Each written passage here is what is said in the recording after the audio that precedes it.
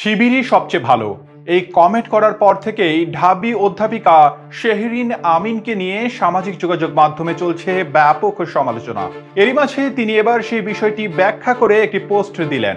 কি বলছেন তিনি লিখেন, সম্প্রতি আমার একটি বক্তব্য নিয়ে ভিন্নভাবে উপস্থাপন করা হয়েছে বলে আমি আমার দিক থেকে বিষয়টা ব্যাখ্যা করার তাগিদ অনুভব করছি। আমার কোনো শিক্ষার্থী কি সংগঠন করে বা কোন মতাদর্শের সেটা আমার কাছে কখনো মুখ্য নয়। আমি ওটা নিয়ে কোনো চিন্তাও করি না। ব্যক্তিগতভাবে আমি নিজেও কোনো রাজনৈতিক দল বা সংগঠনের সাথে জড়িত নই।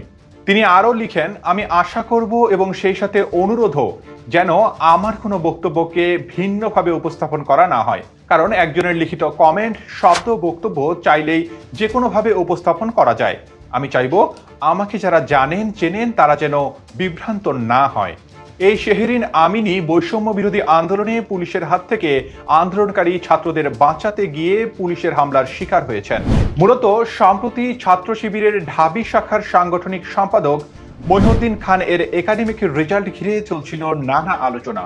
তখনই শিবিরের এই নেতাকে নিয়ে কথা বলেন শেহরিন আমিন।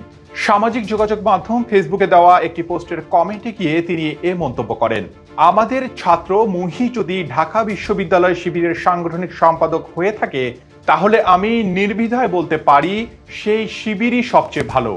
তার এই কমেন্টের পর থেকেই নতুন করে আলোচনা শুরু হয়। অনেকেই পোস্ট পাল্টা পোস্ট দিতে থাকে। তাই অবশেষে বিষয়টি ব্যাখ্যা দিলেন ঢাবি অধ্যাপিকা শেহরিন আমিন।